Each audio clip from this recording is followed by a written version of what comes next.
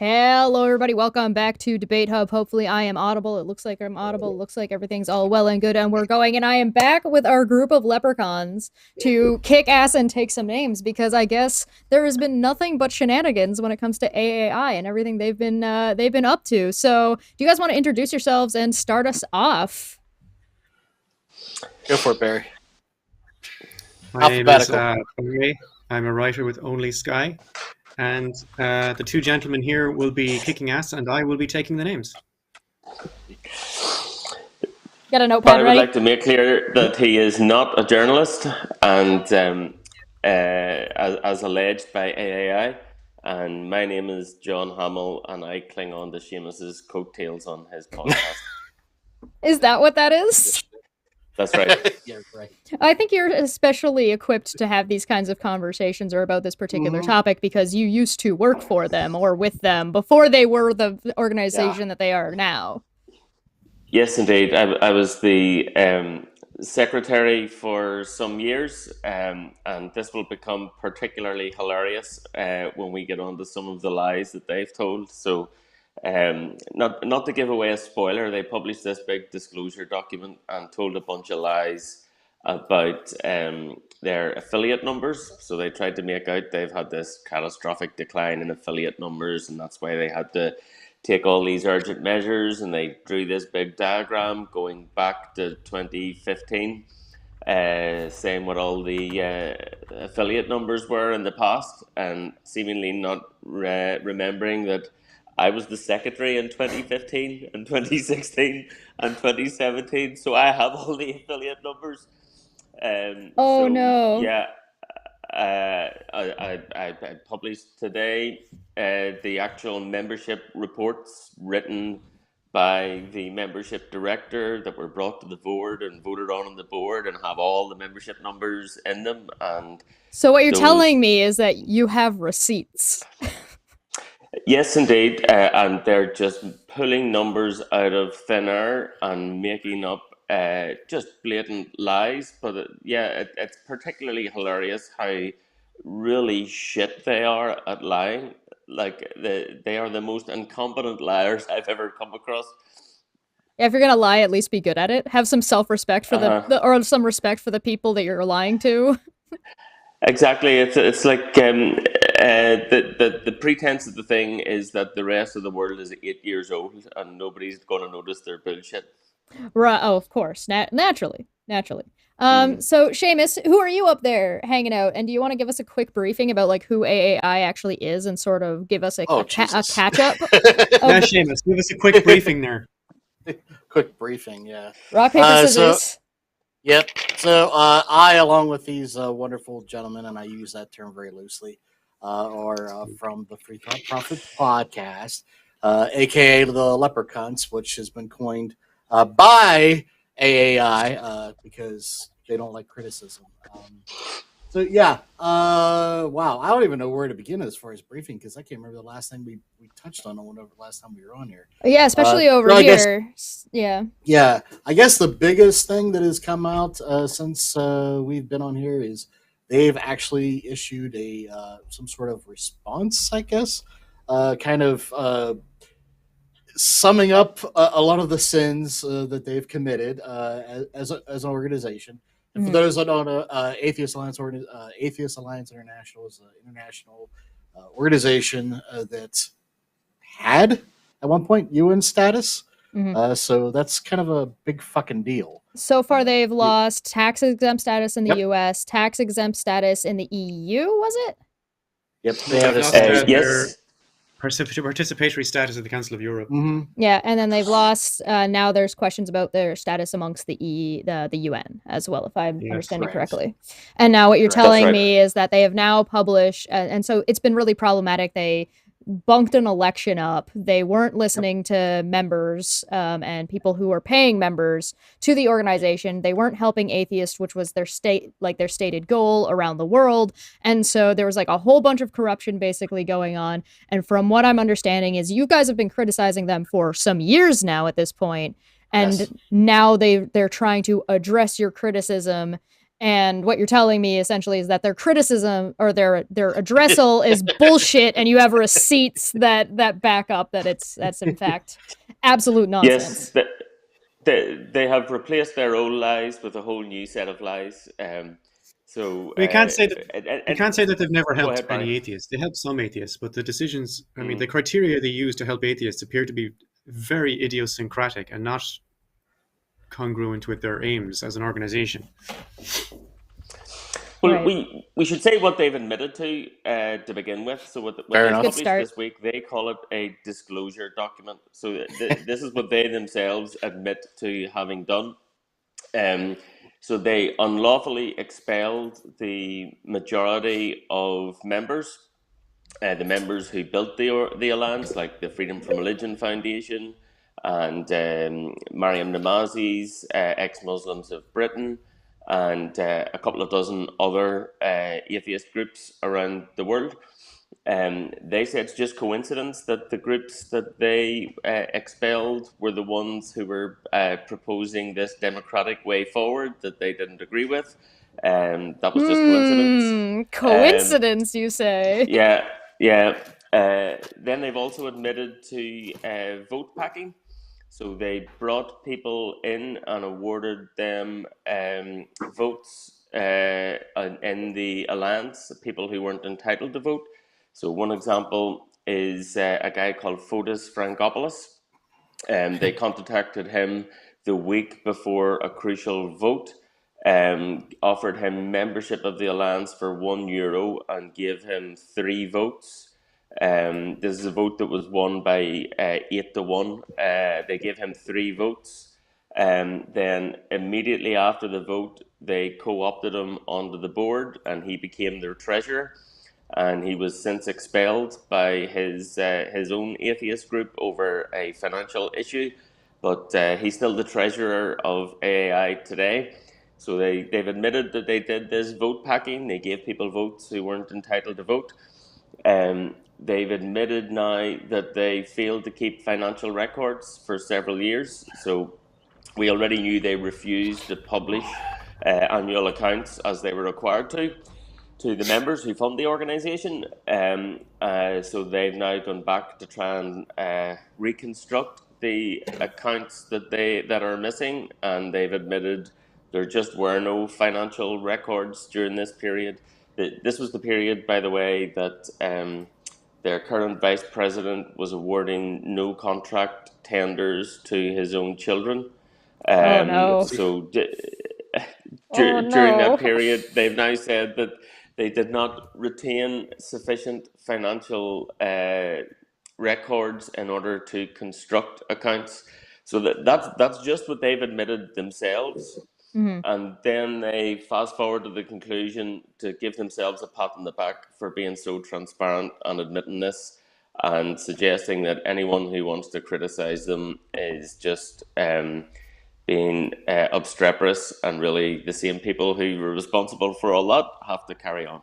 But what you've got essentially is a situation where you have a major UN organization, the only one of its kind, that's sitting there trying to support atheists around the world, that's basically being really, really, really sus about their financial situation, where the money people and atheists are giving them is going, and is corrupt as hell when it comes to any kind of election. Everything about them is sus, not just the financial thing. Right. So it's does it get worse? Can it get worse? Because they just seem to be but wait, there's more. Yeah, I joined this podcast as a semi-regular member in March 2021. Right? Does that sound right? Yep. And everything John told me then, I honestly thought there's no way this can get worse. This is a catastrophe of an organization. Mm-hmm. And I would say almost every single week since then, there's been some new screaming bullshit running at us from this organization. And I'm trying on Only Sky. My plan for the Only Sky articles, was to write a kind of a summary of what's been happening with the AAI and maybe what can be done to fix it. But I cannot do that. I'm not allowed to write those articles because of some screaming bullshit running at me every single week that I have to cover. It's just insane to me that, like, just when you think it's finished, like, what could possibly get worse? They released a disclosure document, 28 pages of absolute lies and bullshit. Like, how can I not say something about that? 28 pages. Yeah. Yep. And Yep. so it's like 28 pages. And so, okay, so for anybody who follows this channel in particular, yesterday I covered 58 pages of the Amber Heard appeal lawsuit stuff. Oh my. And it took me 3.5 hours because there was so much shit that was wrong in it that you needed to go back and explain. If you were to go in and explain everything wrong with everything in this 28-page document, is this going to be like a 5-hour sit down if you were to like line by line it? Yeah, there's John's no way got you could go through at least it. It's just mental. John's already written fairly comprehensive, which is fair to say fairly comprehensive. 3 long ass. Yeah, I picked out some highlights anyway. Yeah. And it's, if you're interested in seeing exactly like line by line what's wrong with it and why and the documents and so on, check out adlington43.com. With the obvious, if I was going to pick a name for what blog John would have, it would of course be 43 with the first thing that popped into my mind. So Adlington43, check it out. It's got all the things outlined for you. My article is just 500 words of nothing in his blog post is in my article, right? So I took a different view altogether. But if you want the line by line demolition of that disclosure document, that is where you find it on adlington43.com. So I have Alan Turing reference, right, John? Some of those? That's right. Yes, that's right.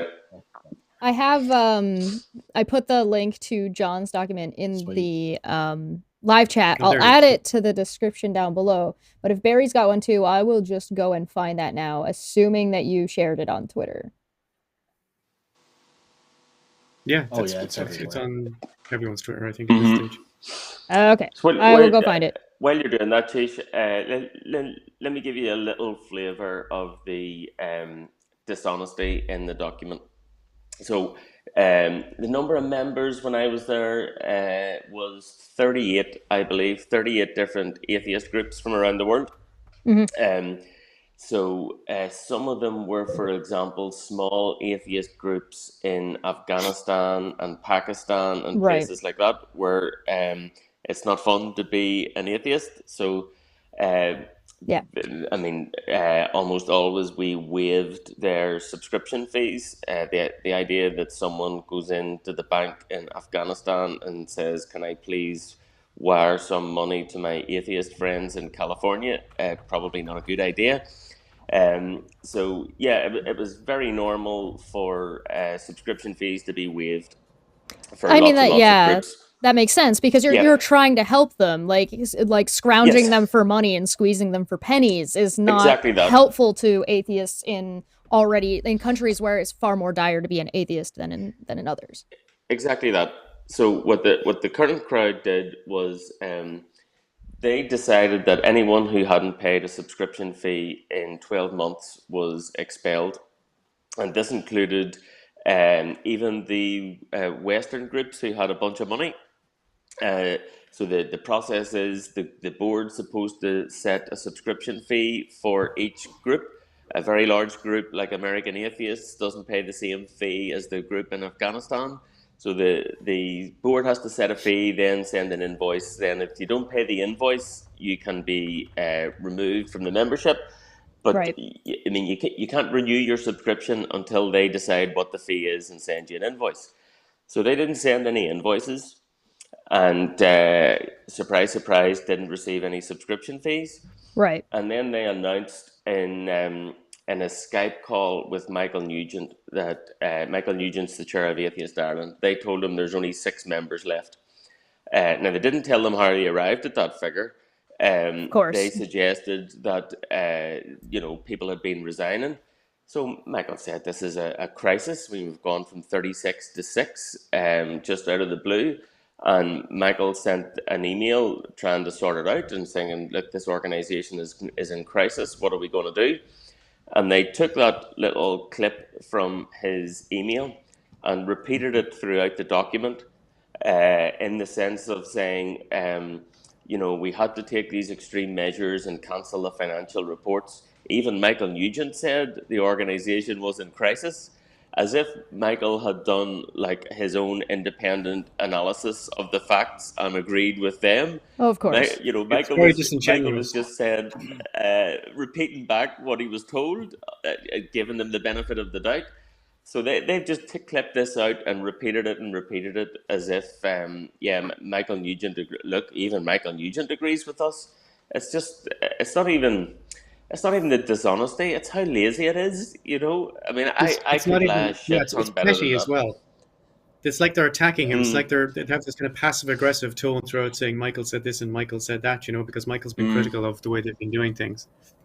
It seems bizarre to me that you have, and I would argue predatory, that you have one of the only worldwide, if not the only worldwide atheist organization claiming to go around helping atheists in other countries while they're trying to squeeze Muslim atheists, or from Muslim countries, atheists from Muslim countries, for pennies to the pound, for support that they're not even giving them, and they're taking this money from hardworking atheists who don't have any other options to help atheists around the world. Sometimes there's kind of a threatening tone to it. Like once they said, well, if you don't give us money, we can't help anybody, but they're not helping anybody anyway. Yeah, but once then they if said you we're are helping critical of them, then if you're critical of them, then the thing is, well, you're interfering with the work. Do you not see the great work that we're trying to do? Do you want atheists to die, John? Is that what you really want, John? Do you want atheists to die? It's the same response of every Catholic bishop to wrongdoing in the church. Look at all the good works that we do. Well, imagine like what kind of, you're not helping anyway, but if you want to talk about atheists being put in danger, talk about the breach of information. Yeah. On AAI's side. Yes. Yeah, on our podcast, Bill came on. Bill's the current vice president. This is a few years ago, and his kind of aspiration when he came on to talk with us was to throw shade at me as you were the previous guy. I inherited this mess from you, John. So one of the things that I send the lads this clip often. Bill gave me a real dressing down about the data security that he inherited. So we used to use a Google Drive, and there's a bunch of documents up on Google Drive, and he wasn't happy with the data security on Google Drive and chastised me severely about this, and then lost the entire donor database and all of their personal addresses, phone numbers, payment details. You think he had lost that before he had talked to you and he was just projecting his own failure onto you? Do you think that's the case? Good question. In the same interview at the very beginning, he like totally sucked John's dick and went on and on about he was the best secretary, hands down, that AAI has ever had. And then as soon as John started to become confrontational, it was like, well, you left this with me. It's like, dude. Well, it's worse than that, because the data breach was announced more or less on their blog as an attack on a rival organization. Yes. They never told the members about the data breach. None of the people whose data was compromised were informed about which of their data was exposed, where it went, or anything. It was just kind of used as a stick to hit somebody else with. Well, that's terrifying. To handle it in the worst possible way.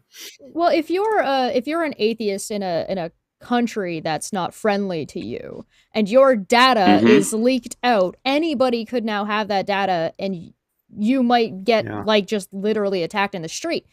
Like for example, if let's take it away from atheists, this happening to anybody is terrible. If you're part of a religion that is not the prevailing religion of that area, and you're in hiding and you can't tell people that you're of that religion, or else same thing.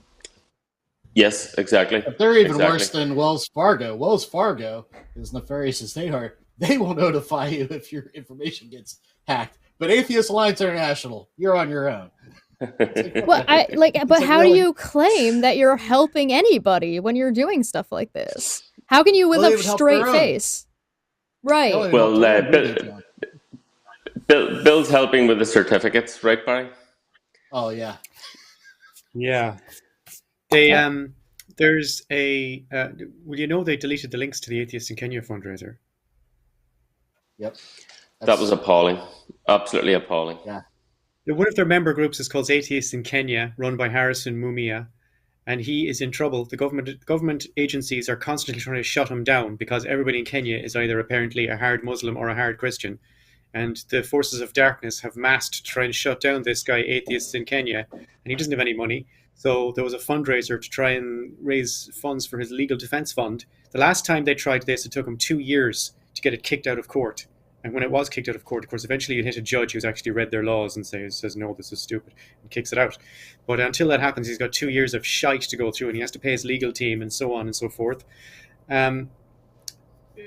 Was it Martin who put the links up? Or Seamus put the link up, and Martin put a link up. Martin is another one of our lads. Yeah, Martin put it up. Martin put up first, and his got taken down, and then actually blocked Martin.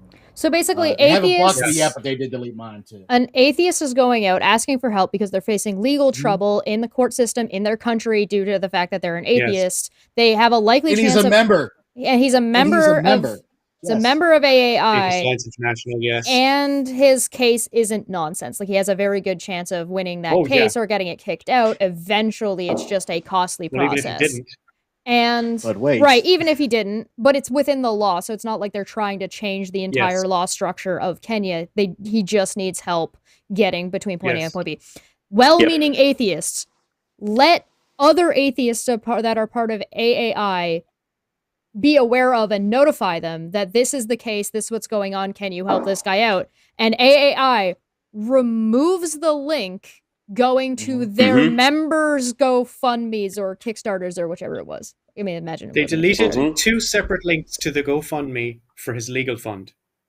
Not just that, but they promised him cash help, support, $1,500 of support of some kind. And my latest information is that none of that has happened. They also promised to publicize the legal defense fund. They haven't even done that. AAI have never published a thing saying this defense funds exist. You can it's not like, I need to have my name on it. As long as they put the defense fund link in, that's all that matters.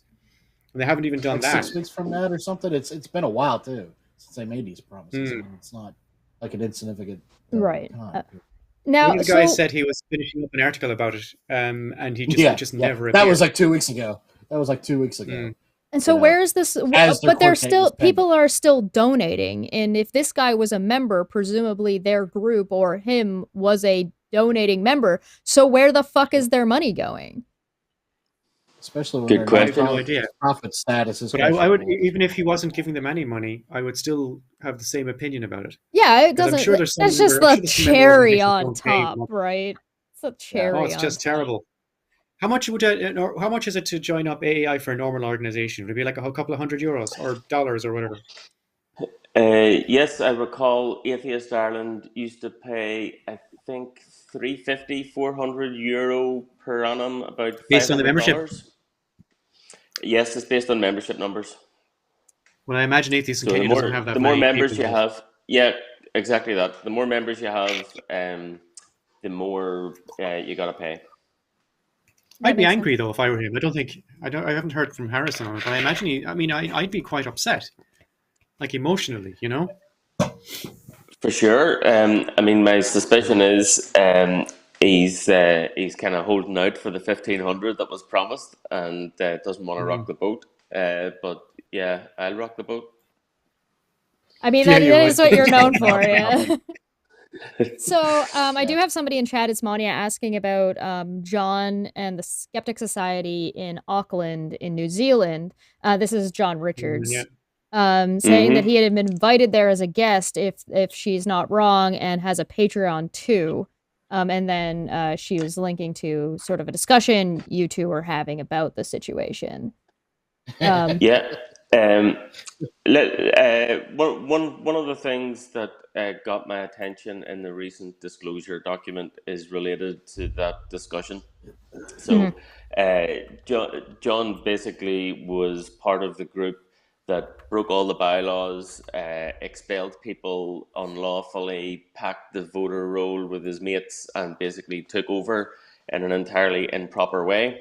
And doesn't deny it, but one of the reasons he gives was that the organization was almost bankrupt. And again, forgot he was talking to.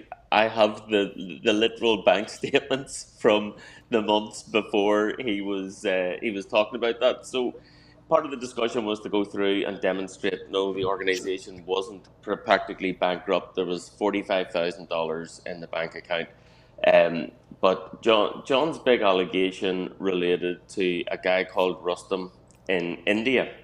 So we had this is going to sound archaic, Chesh, but we had a magazine called Secular World that was published and printed paper. It wasn't online, it was printed. And that sounds mad to us, but if you're in Afghanistan, that is not mad at all. Lots of people around the world very much appreciated this printed magazine.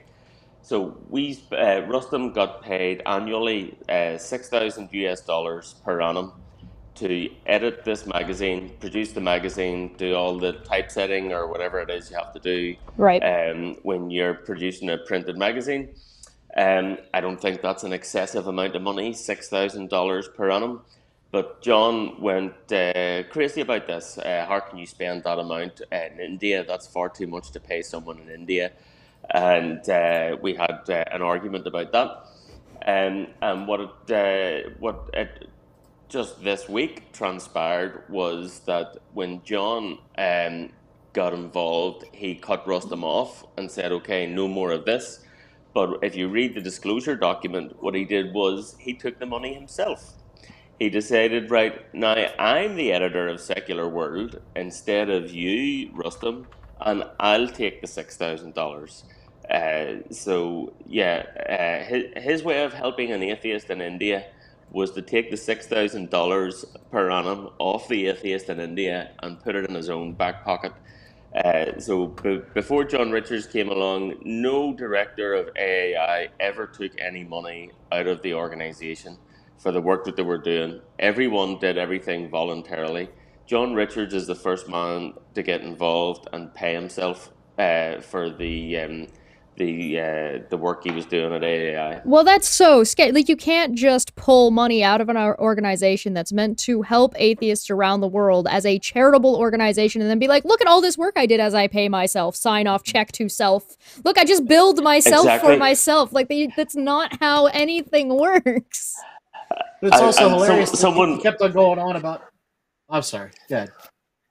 I was just going to say, Seamus, someone might have pointed out exactly what Cheese just pointed out, except they would refuse to publish the accounts.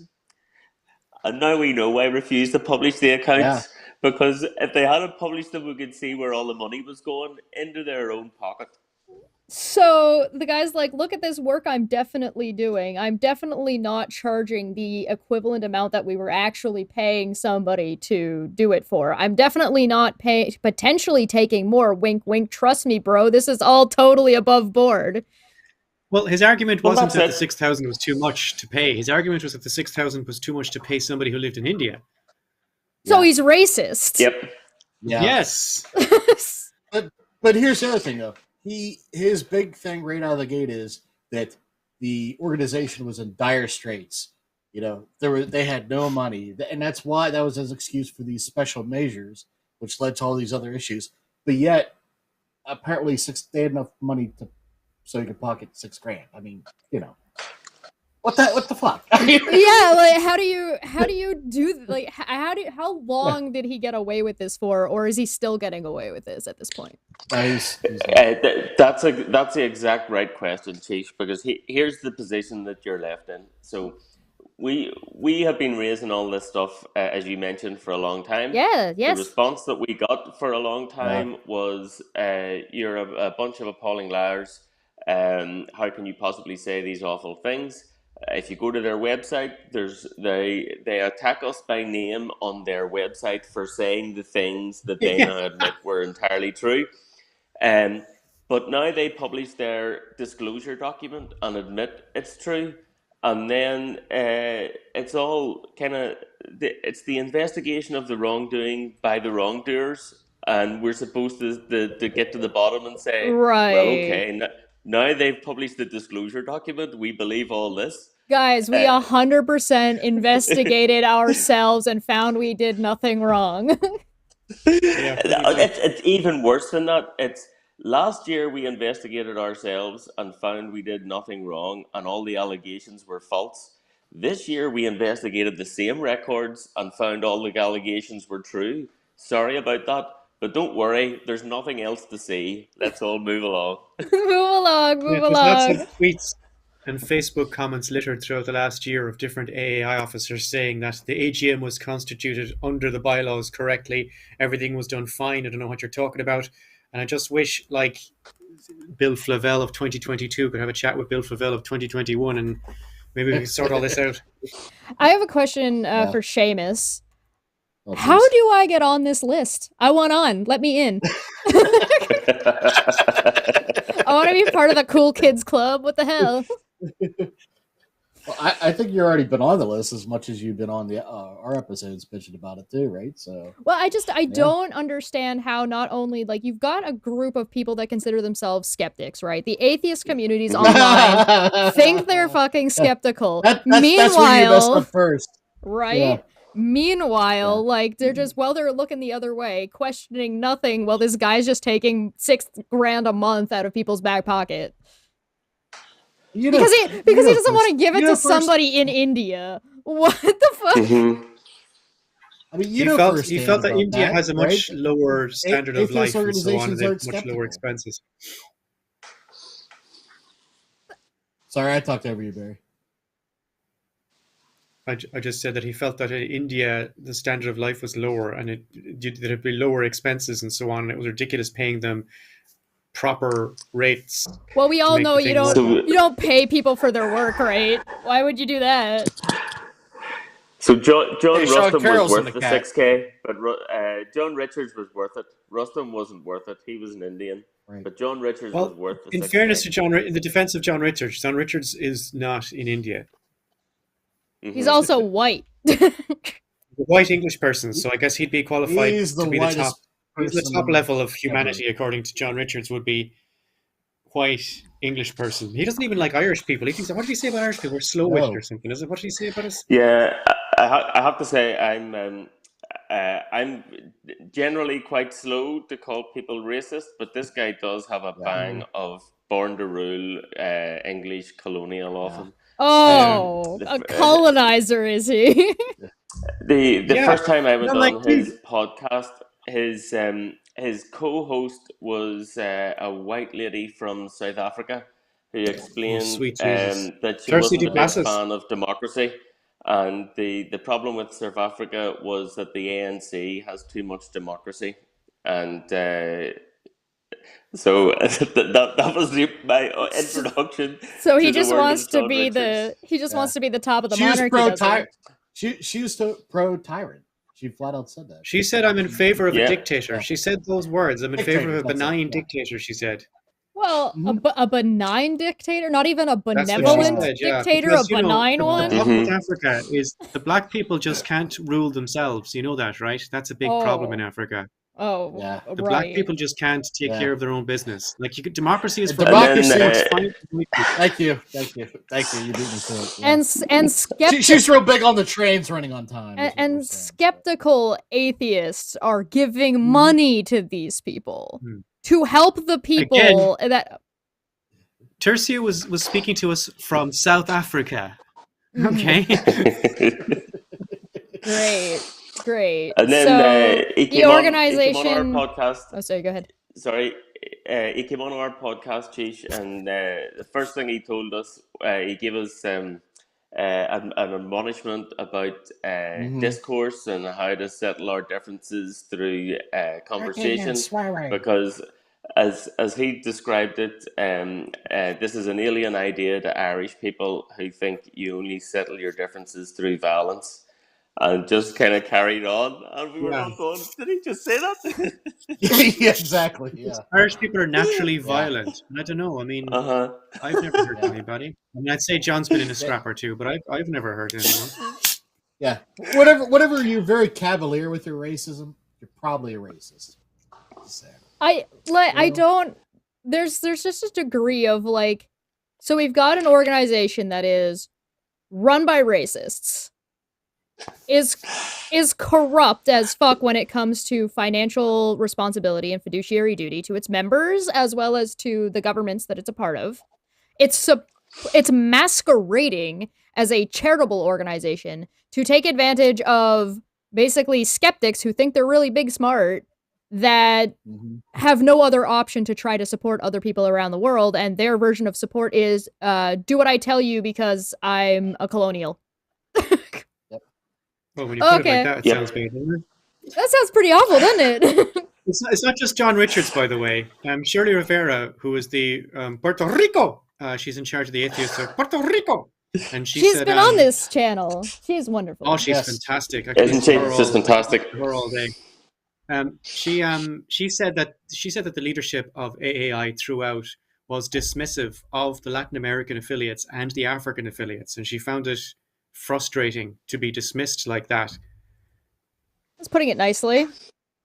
Well, I mean, I tried to put things nicely. Yeah, John would be like, "Fucking assholes," I guess. I don't know. Finding it frustrating. But could you imagine starting shit with Shirley Rivera though? Like, could you imagine being that dense as to start shit with Shirley Rivera? You know, just answer her questions if she asks you something. It'd be better for everybody. You know. By their admissions, I mean, even if you don't even have to look at the interactions that they had with Shirley, that they are anti-feminist, because remember that was the big concern about did that come out of the Sherlock ape that that we will have all these third wave. One of the reasons they took over the organization was to stop all this. Yeah, one of the stated reasons was they were afraid feminists were going to take over, and when they were challenged on the fact that maybe feminists are okay to take over, they said no, we meant woke people. Oh, right, of course, because that would get in the way of their bottom line of lining their own pockets. Mm-hmm. I have to tell my favorite Shirley story. So yes, please do.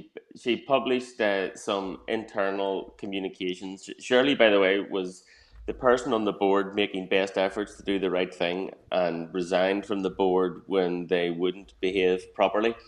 And one of the things that she was doing, as any director is not just permitted, is required to do, is to get your head around the financials and understand where the money is being spent and make sure you're exercising your fiduciary duties and all that good stuff.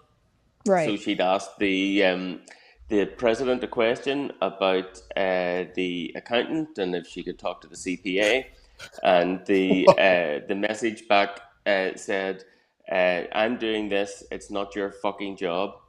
And I was reading down through this message trail thinking, oh no, you just told the wrong person to fuck off. That's the language they use with her. It's not your fucking job. Well, Athens in the chat makes a point saying by feminists they mean the man-hating ones, not the ones who fight for equal rights anymore. I don't think that's the one they were talking about. Sounds like they just didn't want a woman who was in their midst doing a man job. Hey, speaking of people in the chat, there's a Sean Carroll, and I don't know if this is the Sean Carroll. I love the Irish accent. It's liquid snark mixed with liquid silk. Oh, so there you go. There you go, guys. I thought that was funny. Get them a little bit of love. It's definitely not the real Sean Carroll, because him and I also have an Irish accent. Just if there's any women here. Slightly different to John's. Just if there's any women there, as if I'm what am I, chopped liver? What Barry means is if there's any women that he has not yet been married to. Yeah. Are there any left? He's working in the double digits. He's got goals. The man's got goals. Yes, he does. Yes, he does. Okay, but to go back to AAI, we've got what do you do when you're, because there's one thing that you can do where you guys regularly follow the case, you talk about what's going on, and it's really complicated and can be really hard to follow or to dive into if you're just coming to it now. Yep.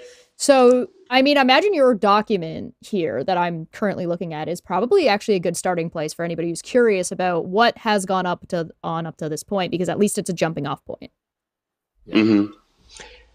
Yeah, and their own disclosure document, which, as we've said, is actually full of lies. But even if you just look at what they've admitted to,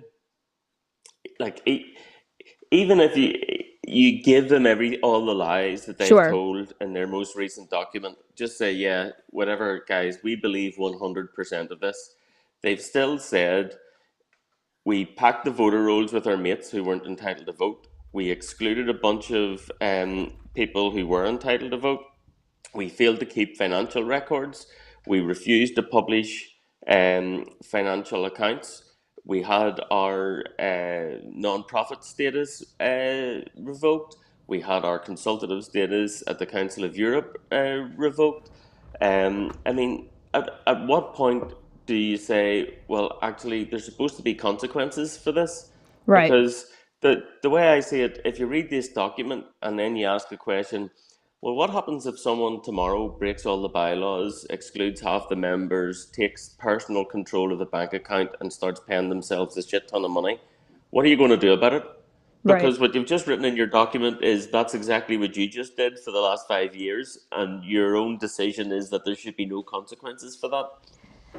Yeah, like, and what, like, okay, what do you think the consequences should be? And then we'll kind of get into like, okay, well, how do those get implemented?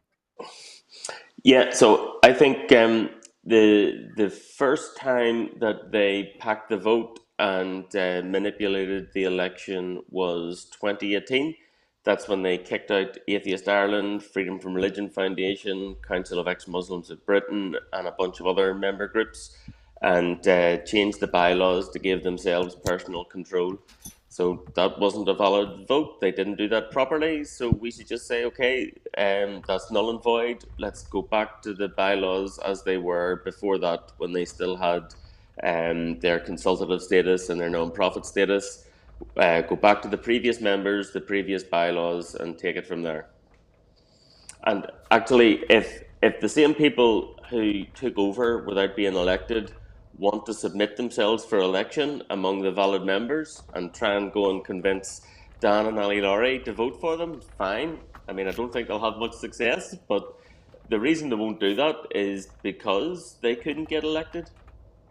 Right. Yeah, because they weren't like, oh, well, if I'm not going to get elected, then what's the point of having an election? I'll just make sure that I'm the one elected. This is some Putin shit. This is some Russia oligarchy shit. Yeah. Also, I think it's fair to say that if any of these people that we regard as malefactors did put themselves up for a proper election and got elected, like, all of us would be happy enough with that.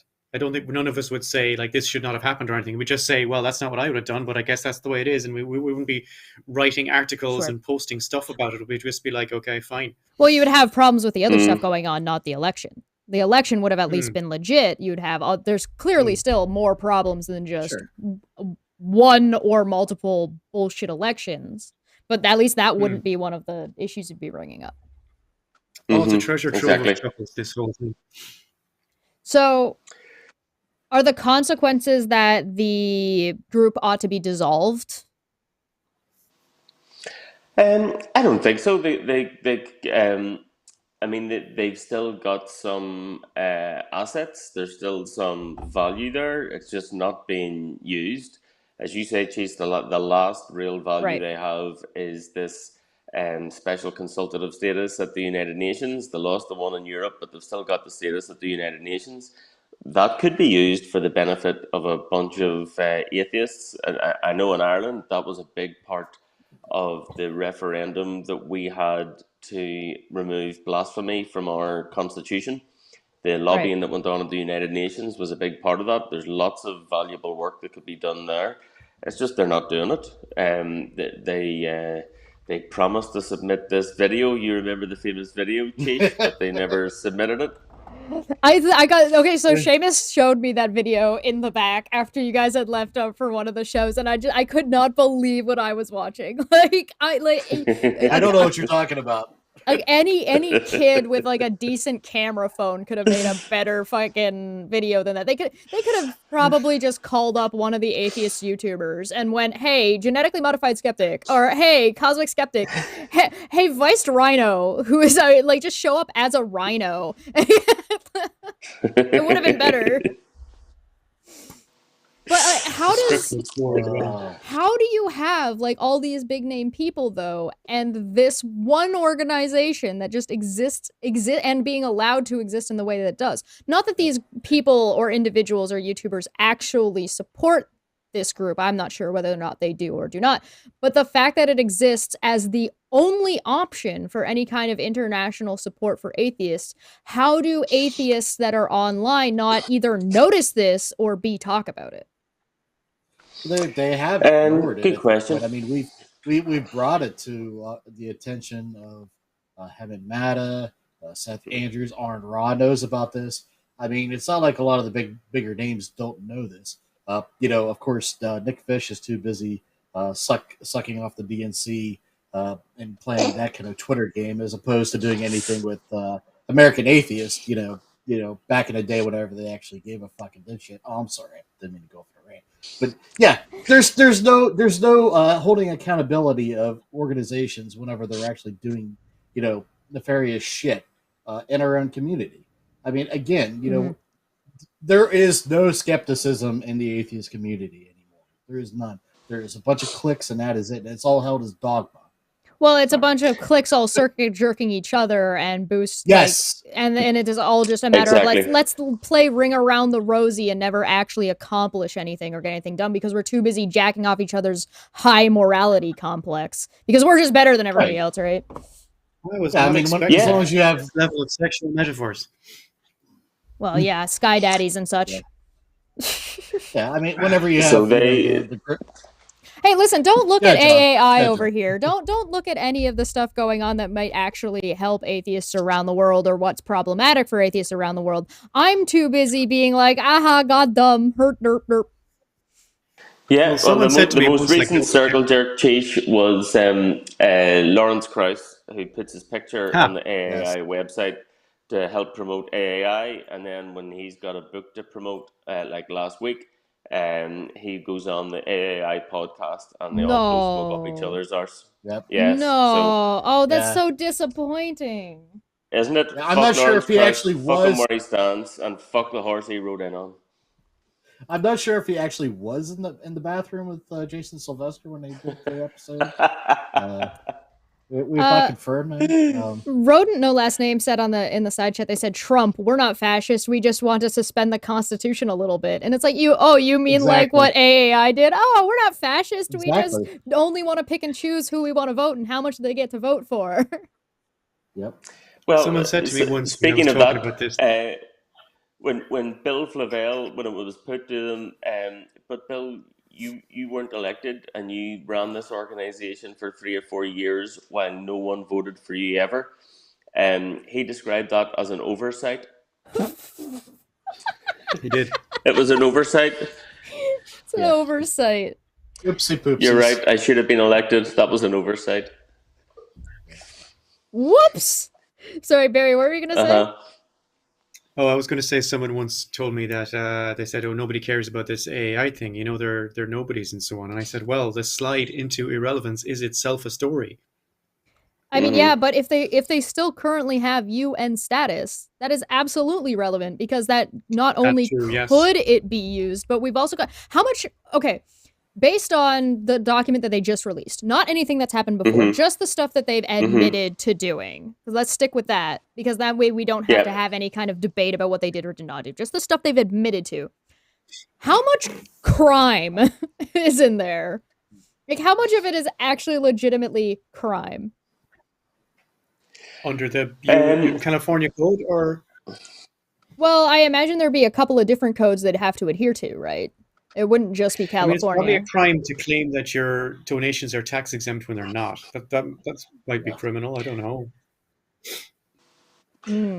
Well, their donation button on their website currently tells people you can deduct this donation from your taxes, and that's not true. So I think getting money from people under false pretenses over the internet, some people call that wire fraud, Seamus. Yeah. I don't know. I don't know lying if this to the UN wouldn't be a crime. That would just get you kicked out of the UN. Well, yeah. I don't know if it's a civil or if it's a criminal issue if if you're a nonprofit and if you do the non-bidding issue that they did with the nepotism with Bill and his daughter. I don't know if that itself is a crime.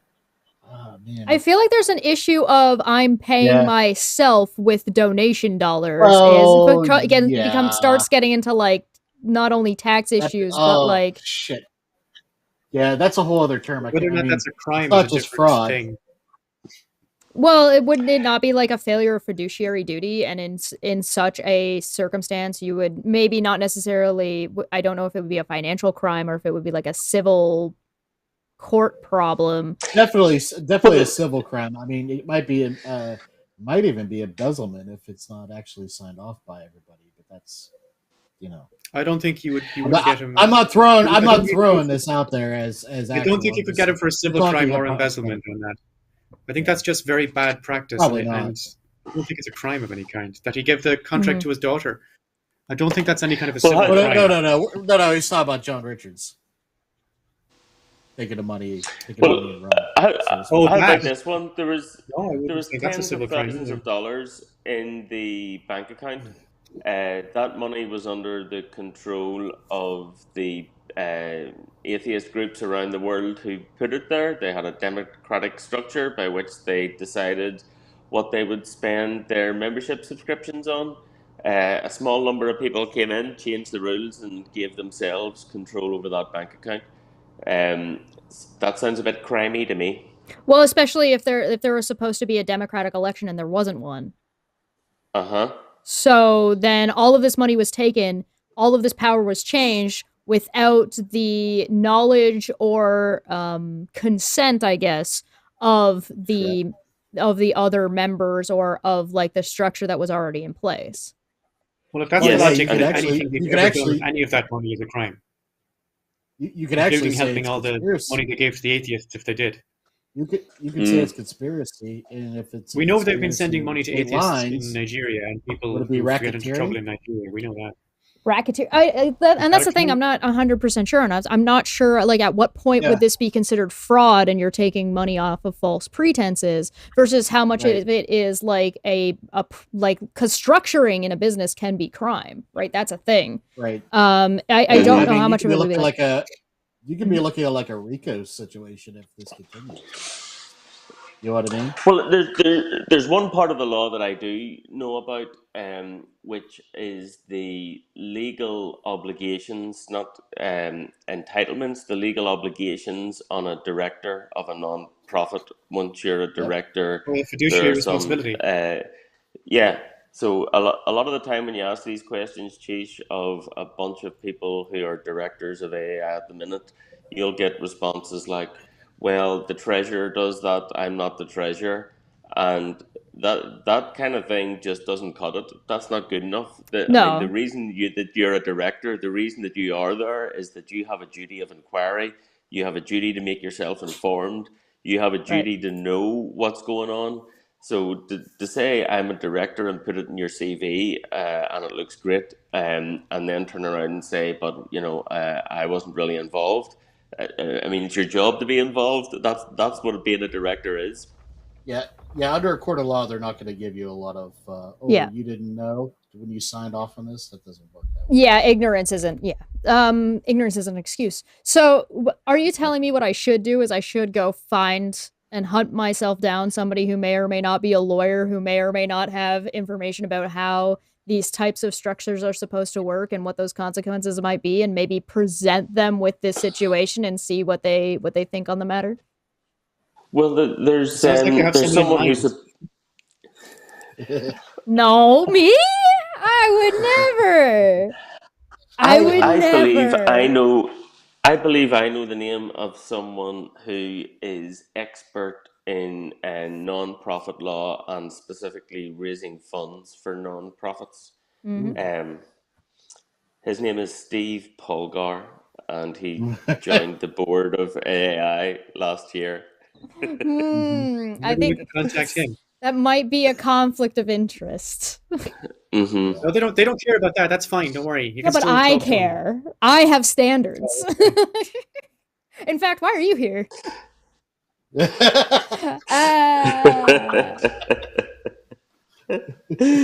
if I had a penny every time a woman said that to me. The first time he's talked with Shirley, he explained to Shirley who the corrupt people on the board were and how he was going to get rid of them. All those people are still there, by the way, but he was able to tell Shirley which ones were corrupt. Although my favourite quote from for a member of the board, I think, must be from Jason Sylvester. When we had a call with him one time, we were trying to complain about these issues and get some resolution. And Jason's defense of AAI was that most of the corrupt people are gone. In other words, he had a certain quota of corruption on the board, which he thought acceptable, and he was below his quota of corrupt people on the AAI board. Not that encouraging. He phrased it in a way that's the only possible interpretation. The actual sentence he used indicated that there's a certain number of corrupt people that would be almost necessary for a board to function. and we haven't reached that yet. This is all right, Jason. We need a couple more. We need a couple more gangsters in our midst. Yeah. What are you complaining about? Most of the corrupt people are gone. Oh wow, that must make everybody feel a lot better. Yes. Jason is the guy who's in charge of the Facebook as well. He's the guy who deleted the links as well.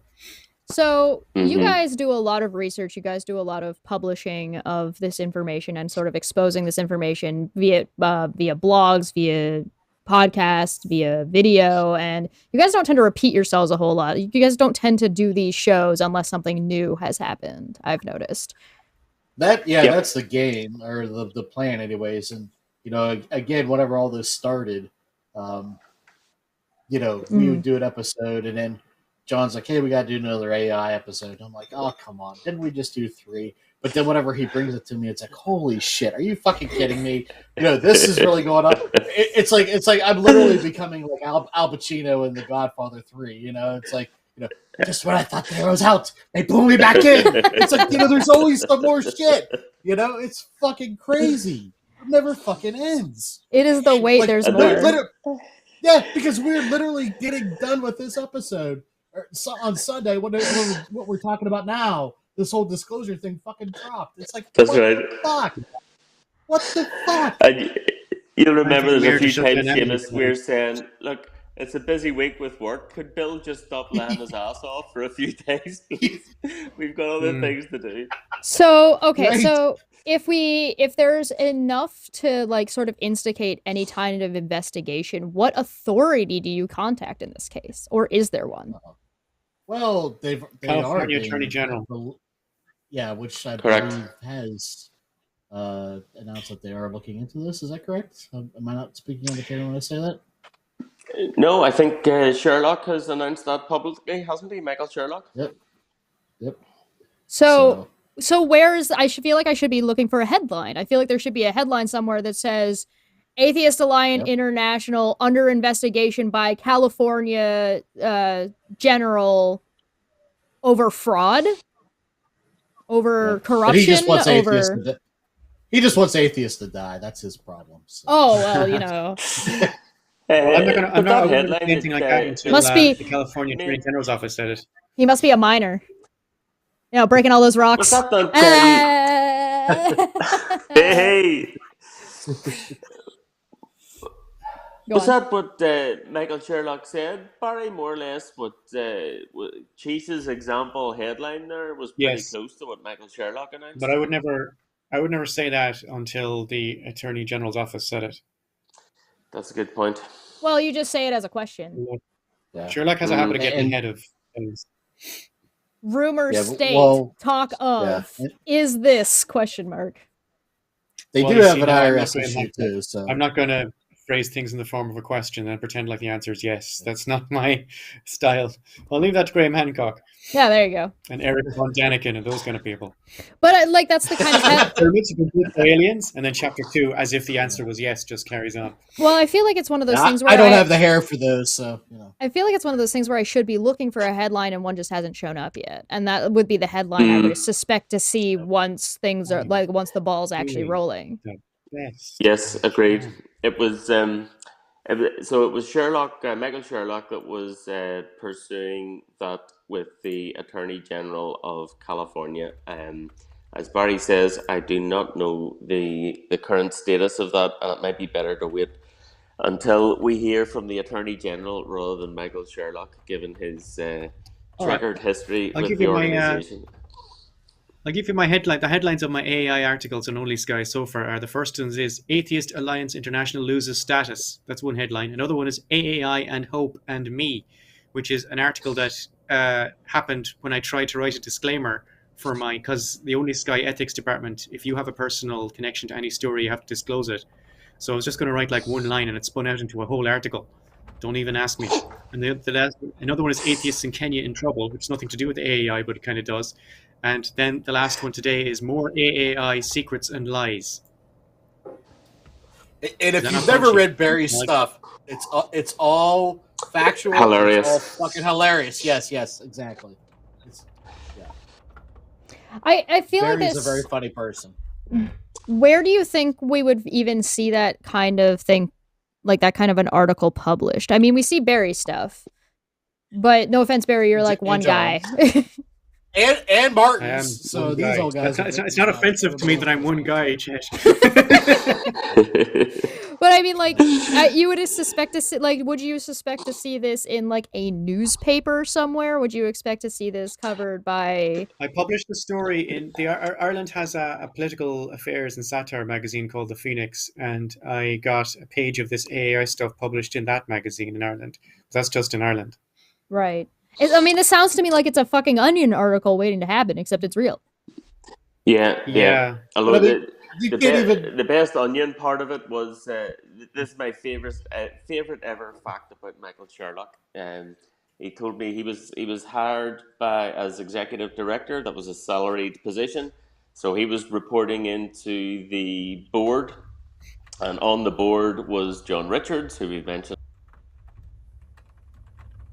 Nope, we lost him. Oh, John. Oh, bye, John. So I was just going to say, we can't even, as far as getting people to write about it, we can't even get him and Matta to write about it. The only time him and Matta will write about it is whenever he could throw shade at Michael Sherlock or David Silverman or anybody that's a part of it, because he has axe to grind with those people. But the only time the big atheist people want to jump in is whenever they can act like a bunch of mean girls and throw shade at people. That's all it's about. It's all personal attacks. It's, we actually have some meat there, something that they should be fucking concerned about, and they just can't be bothered. Yeah, like it sounds like there's a super serious issue. There may or may not be crime involved. There may or may not be the results of like atheists suffering potentially at the worst, dying around the world because of the behavior of this organization. And instead of atheists being like, hey, maybe we don't give these people money at the bare bones minimum, Lawrence Krauss is like, I just wrote a new book, and Hemant Bennett's like, yo, fuck this other guy over here, though. Yeah. You know the Fire Festival documentary on Netflix? Have you seen that one? Which one? What's that? The Fire documentary on Netflix, the festival, the music festival. No, it's fantastic. There's a bit when they have to set up this thing and it's a complete disaster. And there's like a bus full of influencers and kind of cool people or whatever. And they drive off. And just as they're approaching the site, they notice that it's just a complete disaster. And they all start screaming on the bus when they're getting there. And I'm thinking we could probably arrange a number of scenes like that if we were going to do a Netflix documentary on this AAI thing. I have a question when it comes to Michael Sherlock. If I remember correctly, Michael Sherlock and maybe David Silverman, I'm not 100% sure about Silverman. Michael Sherlock for sure, though, got the boot mostly because of language that he used that a handful of bigger atheists didn't like, right? Yes. Yep. So where the hell was the outrage about John Richards being blatantly racist to Indian people as well as to Irish people, minimum. Not even including like who agrees with feminists. It doesn't count as racism. They don't see it as racism. But why? No. Because racists never understand that they're if you tell any racist he's racist, he won't understand what you're talking about. Oh, no, I don't mean him. I mean, like, where's the outcry from the same people who had problems with what Michael Sherlock said? Because it's not in their own backyard. It's not in their own camp. You know, the slur, which I'm sorry, I believe everybody here is okay with it, but you're fine to let it. He called a woman a cunt, who was Godless Engineer's wife. And you mean Godless Engineer's testicle holder? Yeah, exactly. Which I don't think he was wrong in calling her that, quite frankly, after she called him an asshole. So it's not like fair play is fair play. Yeah. Well, you're an asshole. Well, you're a cunt. That's literally how it went down, pretty much. Oh no. And then then the other thing that's hilarious is she's always like, I didn't get him in trouble, even though she literally retweeted him calling her a cunt.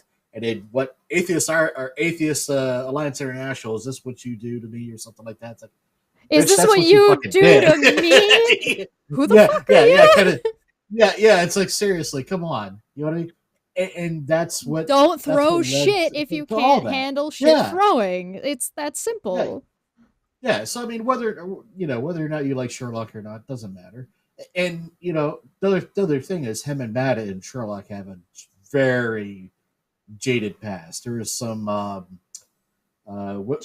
Sherlock is accused him of plagiarism and stuff. Do you know about that, Barry? Yeah. No, go on. Yeah, I can't remember exactly. So I can't remember the exact terms. It was Sherlock and whom?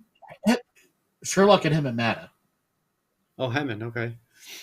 Yeah, Hammond actually did some videos. It was, I can't remember if it was against Muslim, like the faith of Islam or something. I can't remember the exact, but I mean, it was almost verbatim from Michael Sherlock's blogs or books. Oh. I can't remember. And Sherlock's like, dude, yeah, Sherlock kind of like tried to like play it off and like reach out to him, and then him denied it, and it just it escalated. It got really bad. So but I don't I'm sure understand. Everybody else can look at that rabbit hole. I don't understand why Michael Sherlock and not getting along with Michael Sherlock would be an excuse to ignore what's going on with AAI. You don't have to. You don't have to praise Sherlock because of his involvement in the past to criticize what's happening now. Good example. Okay, and you can validate this, I'm sure.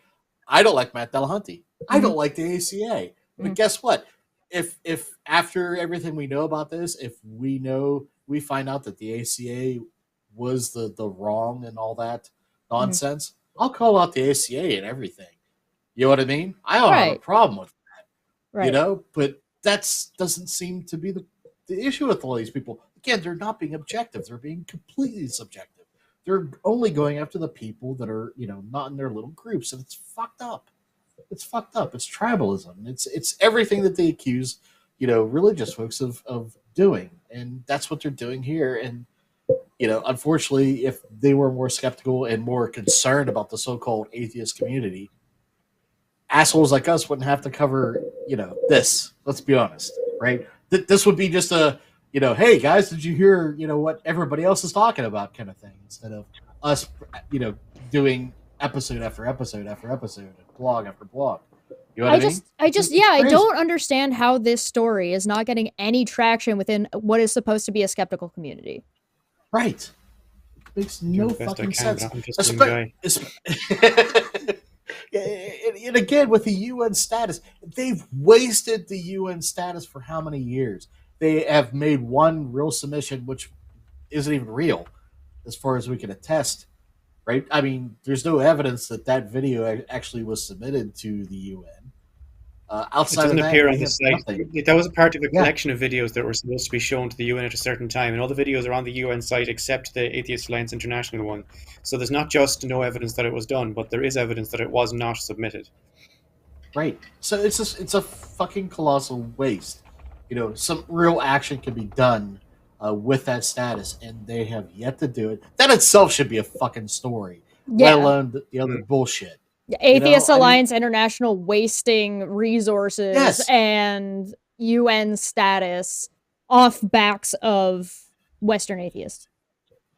I mean, literally, I mean, how many? I mean, we don't even know how many episodes we've done at this point, because there's so many things, and we try to include as much as we can in one episode, and we're panicking all the way, to the last minute. Can we include this? Should we talk about this?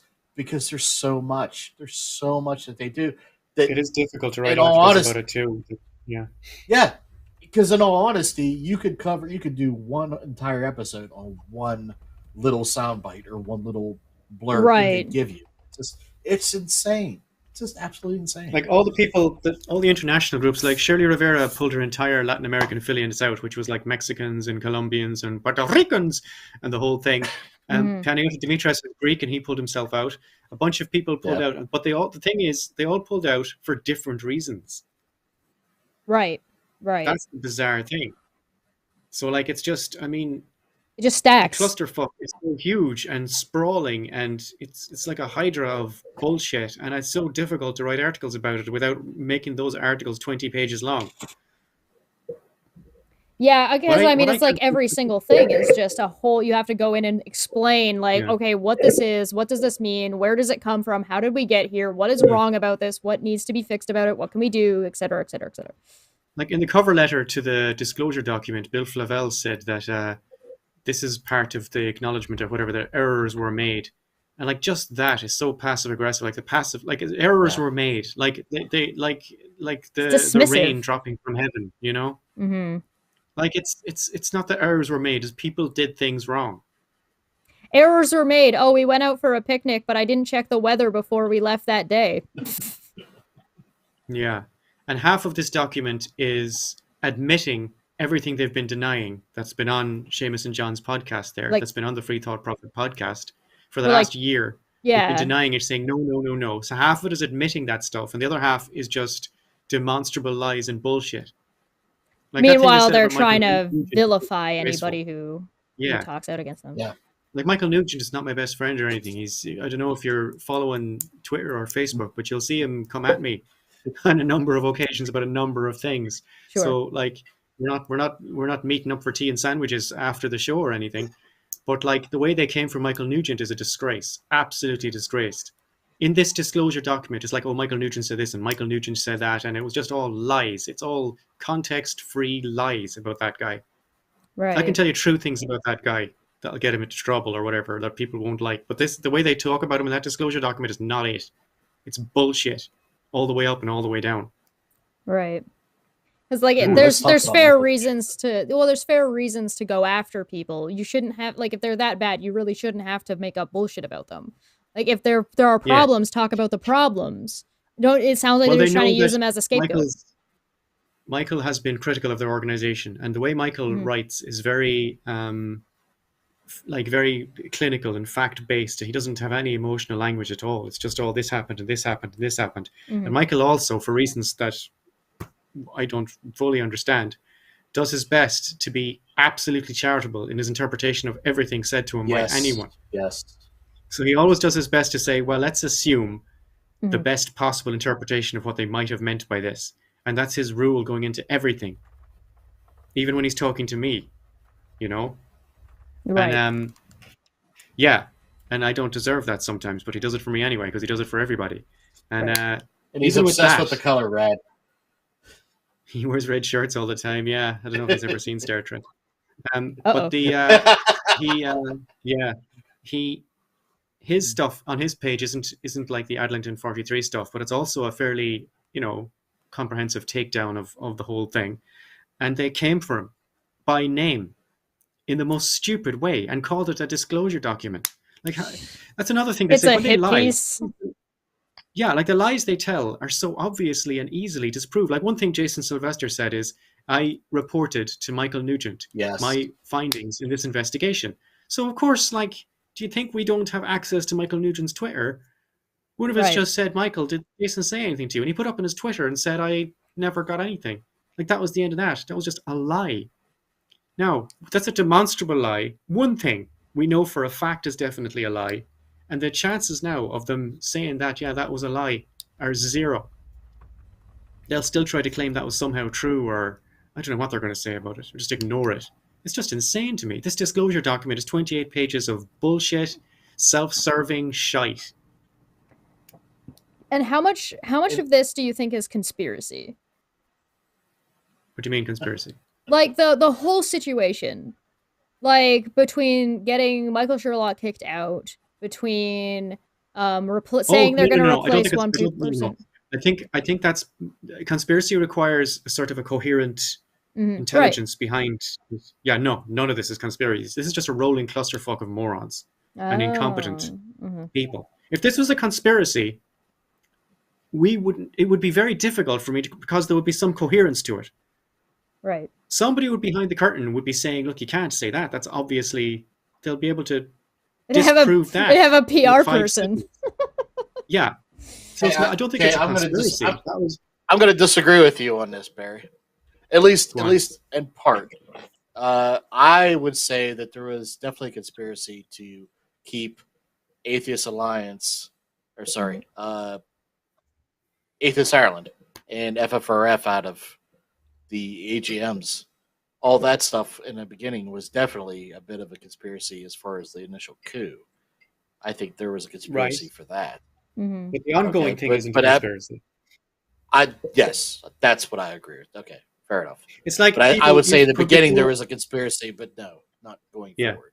When Trump got elected first, people were asking me on my Twitter, like, do you think he's a fascist? Do you think he's a fascist? Trump is not nearly smart enough to be a fascist. You need to know what you're doing to be a fascist. Like, Trump, honestly, I'd say he just says whatever pops into his head that second.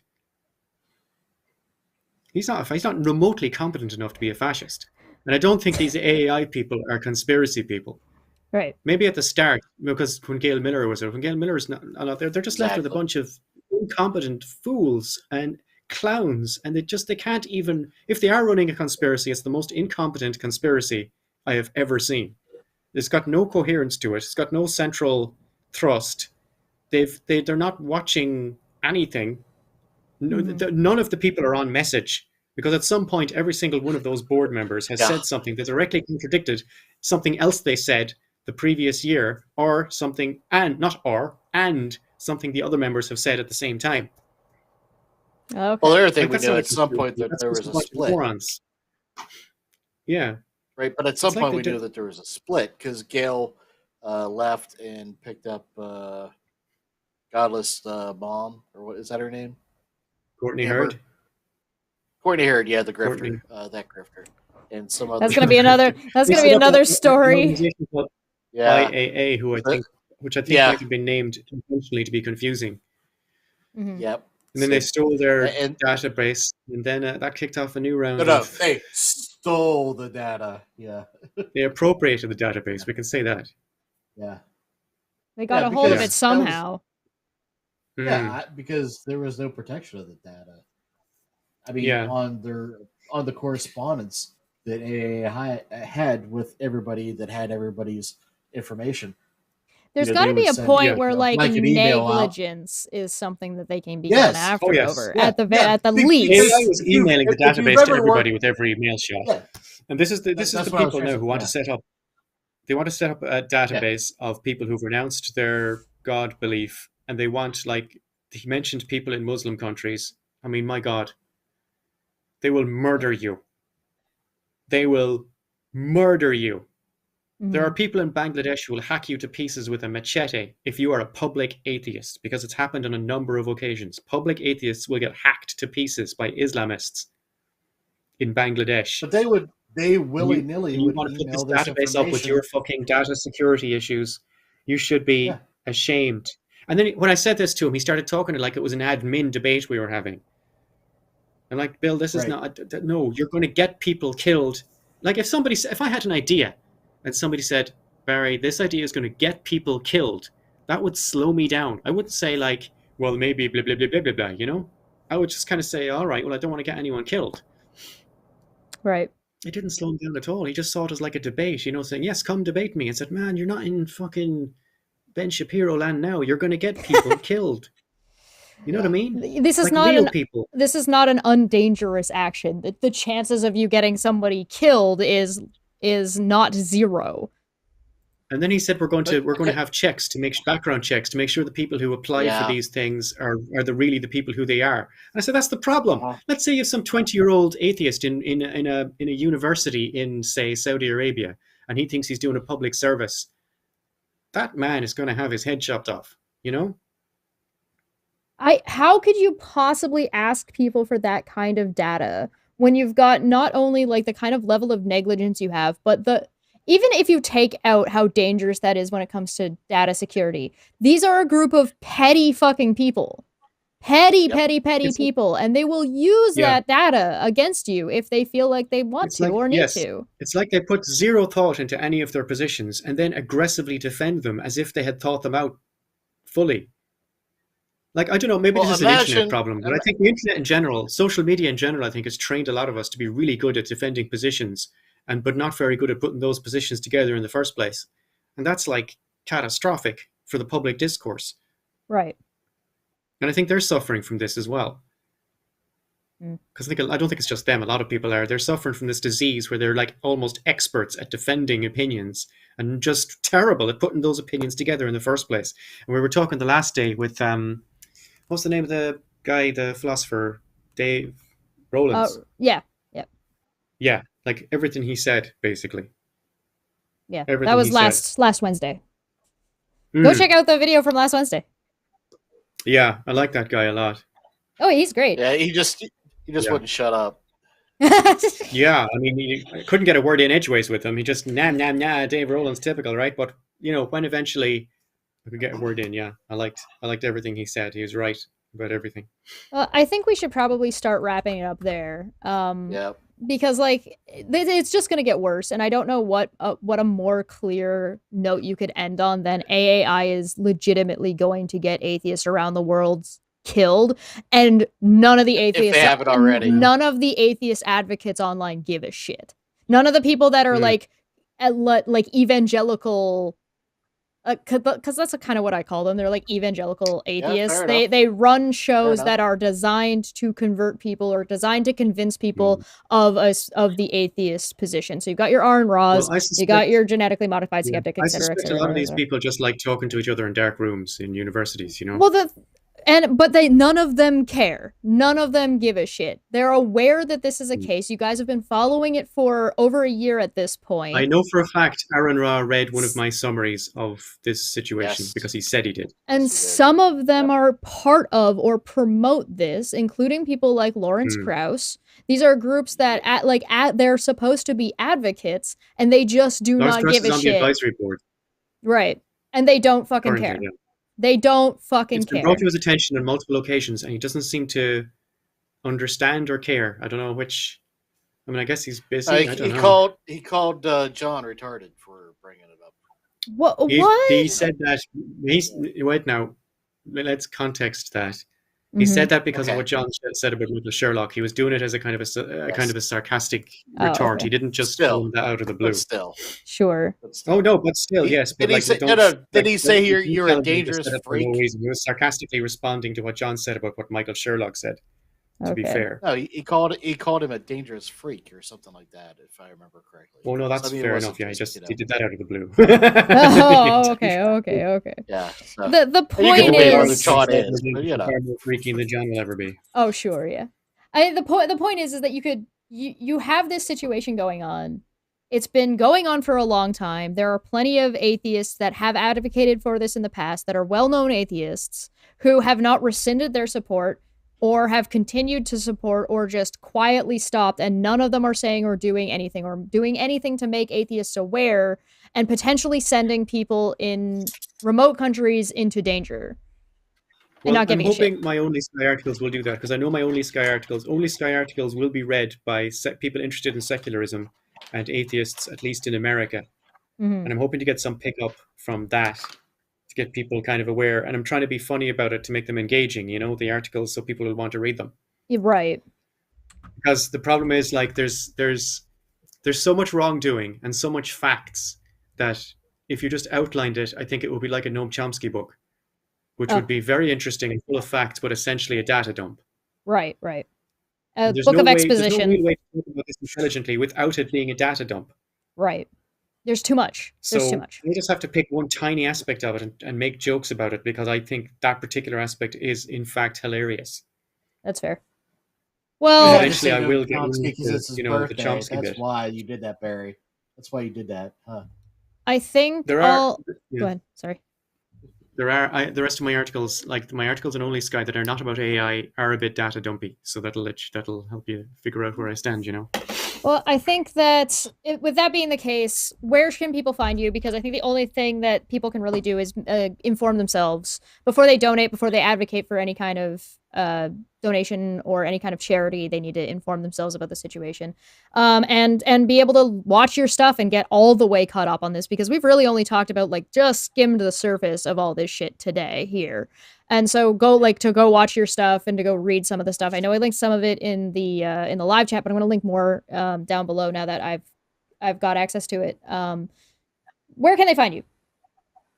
Obviously, the podcast or the show itself is on YouTube primarily, but we also have the audio versions up on pretty much everywhere you can get podcasts now. So, of course, Mr. John HAMILL is at Adlington 43, right, Barry? And yes, Adlington43.com is John HAMILL's blog, and that has the detailed analysis of the disclosure document.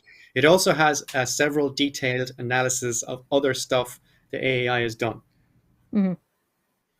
Yep, and we're also on Twitter. And again, what's Michael Nugent's handle on Twitter? If you look up Michael Nugent from Mick Nugent, yeah, he's Mick Nugent on Twitter. That's right, Mick Nugent. Yeah.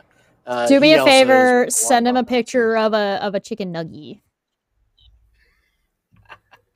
Yeah. I don't think he's a Ted Nugent fan, but just share this stuff out there. Talk about it amongst yourselves if you can, to try and get this information out there, because there are literally people's lives are at stake over a handful of fucking assholes, dumb fuckery, and a handful of people just trying to line their pockets with your money. It's your money, because that's not even only atheists care about freedom of religion.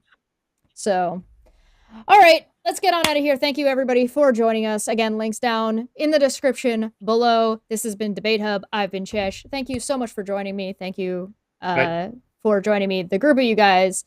And we'll see you guys tomorrow. Bye.